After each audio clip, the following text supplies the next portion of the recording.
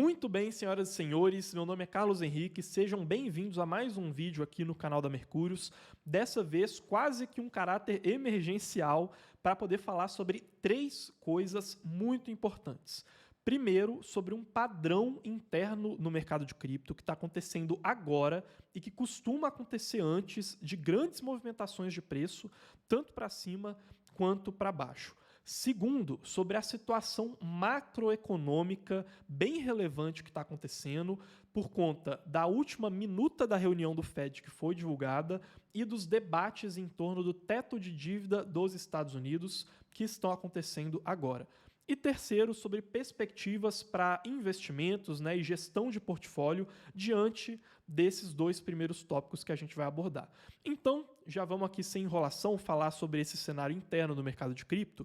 E aqui a gente está vendo as entradas e saídas de capital para dentro do mercado de cripto, Ou seja, aquele dinheiro que não estava alocado em cripto e que passa a ser investido em veículos de investimento como fundos de cripto e ETFs de cripto. Uma coisa que a gente consegue perceber é como que esse volume está muito tímido e a gente já está na quinta semana seguida de pequenas saídas de capital de dentro do mercado de cripto. Isso somado com um volume historicamente muito baixo que a gente está vendo nas corretoras de criptomoedas. Então, o volume de negociação está muito baixo agora nessa metade de 2023 em comparação com os últimos anos. E além desse volume que está baixo, tanto de entrada de capital quanto do próprio fluxo interno do mercado, a gente também vê uma volatilidade muito baixa. Ao longo desses últimos dias, dessas últimas semanas, o preço praticamente não tem se movimentado.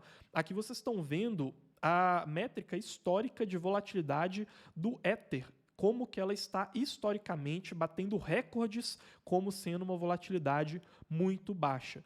E quando a gente soma essa baixa entrada de capital no mercado de cripto, junto com um baixo volume interno do mercado de cripto e uma volatilidade de preços muito baixa, a gente chega nesse quarto dado aqui, que é a chave para poder entender tudo isso, que é o Market Deep. Market Deep, que significa uma profundidade de mercado e que está historicamente muito baixa. Esse market deep aqui, ele está em 2%, o que significa que a gente leva em conta as ordens de compra e venda que estão 2% acima ou 2% abaixo do preço atual do Bitcoin. E o que ele indica para a gente é que se esse market deep está muito baixo, significa que a gente precisa de pouco capital para poder movimentar essas ordens de compra e venda que estão próximas do preço do Bitcoin. Em outras palavras, isso significa que um gatilho pequeno de dinheiro entrando no mercado de cripto agora poderia liquidar muitas posições de uma vez só, com pouco dinheiro, e fazer o preço se movimentar de uma maneira muito rápida para cima, valorizando o Bitcoin, ou para baixo também, fazendo o Bitcoin se desvalorizar. Então a gente está em um momento muito decisivo em termos de perspectiva de preço, tá, gente? E aí a gente chega na parte macroeconômica, tá? Em termos de macroeconomia, a principal notícia foi a divulgação há um dia atrás da minuta da última reunião do Fed, e que falou um pouco das opiniões dos membros do comitê do Banco Central dos Estados Unidos. E o que foi falado principalmente é que eles estão no aguardo daquilo que é chamado de strong data, ou seja, dados fortes, principalmente sobre a inflação e sobre o mercado de trabalho dos Estados Unidos, para poder decidir sobre um possível aumento na taxa de juros, que já aumentou bastante ao longo desses últimos meses. De maneira geral, existe uma posição que ainda quer aumentar a taxa de juros, existe uma posição que acha que as taxas de juros não tem que aumentar mais, existe uma posição de não aumentar a taxa de juros na próxima reunião, principalmente por conta de um medo com uma instabilidade no sistema financeiro. A gente viu muitos bancos quebrando ao longo desses últimos meses, e aí só na outra reunião voltar a ter um aumento na taxa de juros para poder conter a inflação. Só que mais importante do que essa leitura do Fed sobre a macroeconomia foi a leitura do mercado financeiro em cima dessa leitura do Fed. E, de maneira geral, o mercado está animado com as perspectivas de inflação e de taxa de juros, né? O mercado ele tende a achar que o pior já passou. E tem muitos analistas até achando que o mercado financeiro, os preços, ainda não precificaram uma recessão, né? Então, de maneira geral, de leitura com relação ao que o Fed disse, o mercado está positivo com esses dados macroeconômicos, tá? Só que o que em macroeconomia virou a pauta dos debates agora e está preocupando os mercados é a questão da dívida dos Estados Unidos, tá? A gente está hoje com o Congresso americano travado, decidindo se os Estados Unidos podem se endividar ainda mais ou se eles vão precisar dar um calote na sua dívida. Hoje, os Estados Unidos têm mais de 31 trilhões de dólares em dívida, isso dá mais de 34 mil dólares por cidadão americano e é um recorde em relação à dívida PIB que não se via desde a Segunda Guerra Mundial, né? E a grande questão é que se os Estados Unidos não conseguirem se endividar ainda mais nesse acordo que está sendo tramado entre os republicanos e os democratas, eles podem, a partir do dia 1º de junho de 2023, já se tornarem incapazes de honrar com as suas contas ou então com as suas dívidas, né? E possivelmente darem um calote no restante do mundo em certo sentido. E isso poderia causar uma instabilidade financeira muito grande, porque os títulos de dívida dos Estados Unidos são considerados o artigo mais seguro do mercado financeiro e eles servem de base para várias outras coisas no mercado. Por exemplo, eles são muito usados como uma garantia de dívidas que são tomadas, ou então são muito usados em reservas internacionais. Uma coisa que pouca gente sabe, e esse daqui é um dado do Fundo Monetário Internacional, é que as reservas externas dos países, né, reservas em dólares, em euros ou em outras moedas, normalmente são reservas que estão em títulos de dívida de curto prazo. Percebam que hoje o dólar ainda é representativo em 58% das reservas internacionais, né? Então, percebam como que um calote nessa dívida poderia gerar uma incerteza muito grande no mercado, né? E aí vem para aquele debate se um calote pode ou não acontecer. Existe até um debate histórico se os Estados Unidos já deram ou não um calote na sua dívida, né? Existem pelo menos 6 eventos históricos que mostram que isso já aconteceu no passado, né? Pelo menos dependendo da sua interpretação, porque muitas vezes calote é aquilo que o governo considera que foi um calote, né? Mas vamos lá.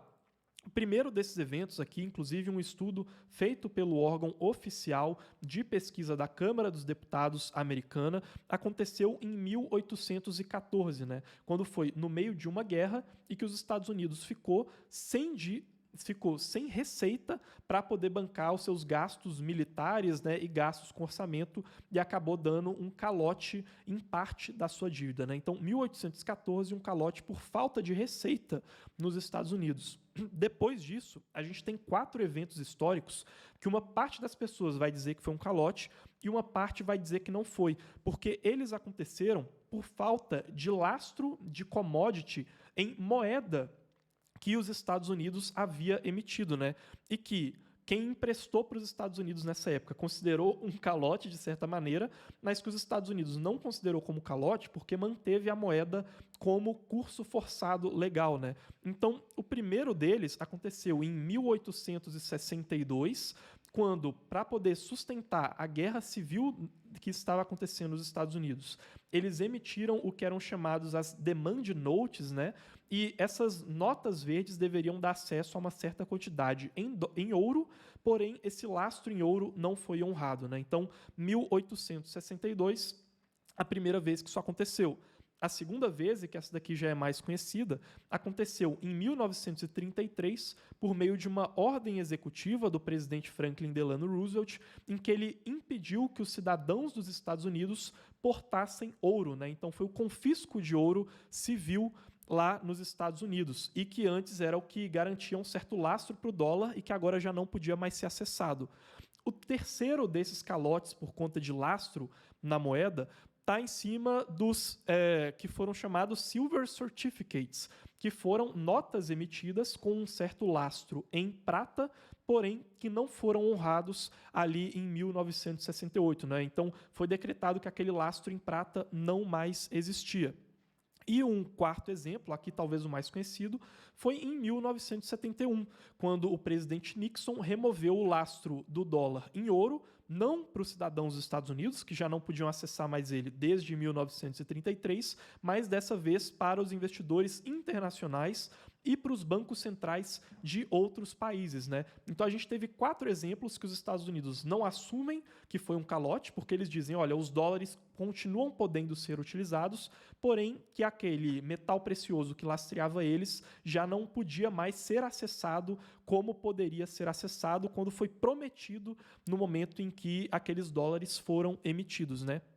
E aí, o 6º evento que marca um possível calote dos Estados Unidos, e esse daqui já é meio cômico, não foi nem por falta de receita e nem por falta de lastro dos dólares emitidos, mas ele aconteceu em 1979, aqui quase como uma curiosidade, por conta de um pequeno erro técnico no pagamento dessas dívidas, né? Então, alguns pequenos investidores não foram pagos e depois que esse erro técnico se resolveu, essa questão aqui foi solucionada, né? Mas foi um acontecimento interessante. E aí fica a questão de se hoje poderia ou não acontecer um calote norte-americano. Reparem que isso já chegou a quase acontecer muito recentemente, em 2011, no governo do Obama, né? Na verdade, foi uma discussão que começou ali no finalzinho de 2010 e foi até o comecinho de 2011. Nessa época, inclusive, os Estados Unidos eles chegaram de novo perto do limite de dívida que eles poderiam emitir, e o governo do Obama, inclusive, chegou a deixar de pagar funcionários dos Estados Unidos, do governo federal, e deixar para pagar eles só depois que o teto da dívida foi reestabelecido, como uma medida de contenção.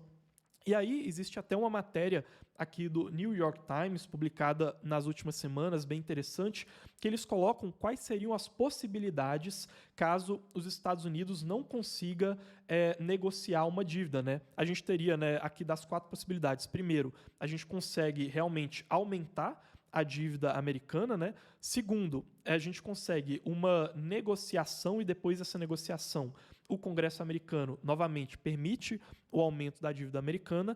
E aí a gente teria uma terceira opção, antes da quarta, né, que seria realmente um calote americano, que seria uma ordem executiva, né? Então, caso até dia 1º de junho o governo Biden não consiga cumprir com esses acordos, eles ainda poderiam fazer uma ordem executiva presidencial emergencial para poder aumentar esse teto de dívida, obviamente geraria uma incerteza, e aí depois isso voltaria para o Congresso americano.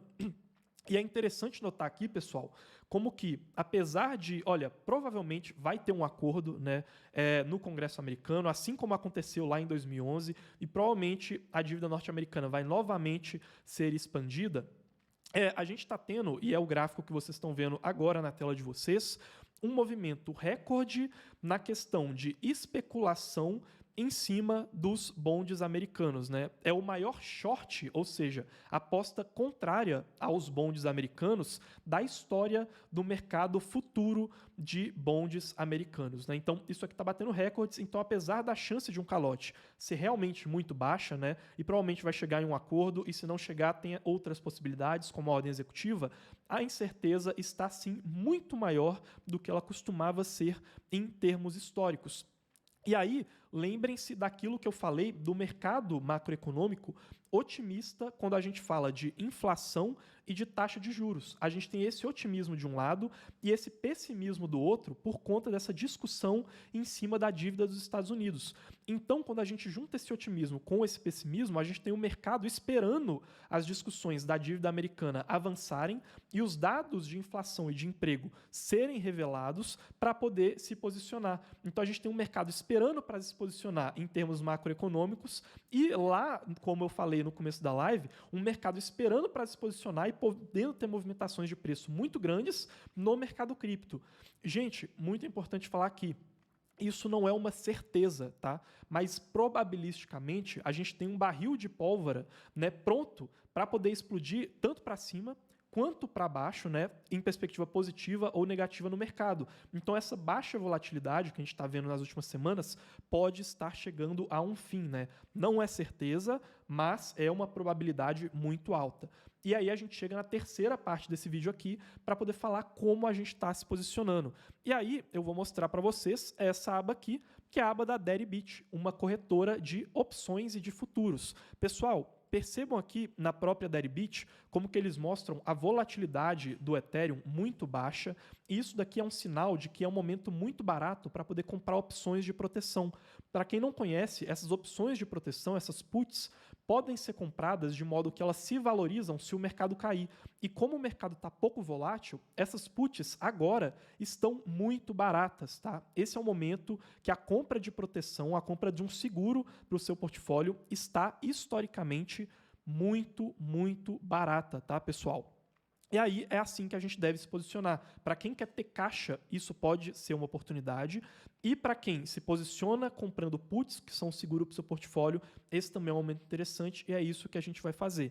E aí, só para poder encerrar esse vídeo de hoje, eu queria mostrar para quem ainda não conhece a plataforma da Mercúrios Pro, porque lá na carteira perfeita dos assinantes a gente vai divulgar exatamente as compras de puts que a gente vai fazer.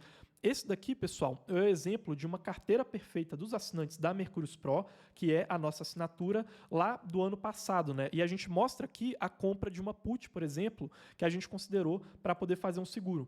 Gente, para quem não entende de compra de puts e de derivativos, isso daqui é uma questão complexa. Você pode perder dinheiro tentando ganhar, tá? Então aqui a gente coloca lá para os assinantes, por exemplo, qual que é o strike price daquela put, qual que é a data de vencimento, o valor atual, a ordem de venda daquela put, vários dados que são um pouco mais técnicos, mas que são importantes para quem quer comprar puts, tá? Então, para quem quiser ter acesso à nossa carteira lá dos assinantes, a assinatura da Mercúrios Pro, que também dá acesso às nossas análises e ao nosso suporte para investir em cripto, o link vai estar aí na descrição, tá? Mas de maneira geral, mesmo para quem não é Mercúrios Pro, nosso posicionamento hoje é de se preparar e se proteger para possíveis movimentos que podem acontecer no mercado. Espero que tenham gostado do vídeo de hoje em caráter emergencial. Deixem o like aí embaixo, se inscrevam no canal se não estão inscritos e até mais, pessoal!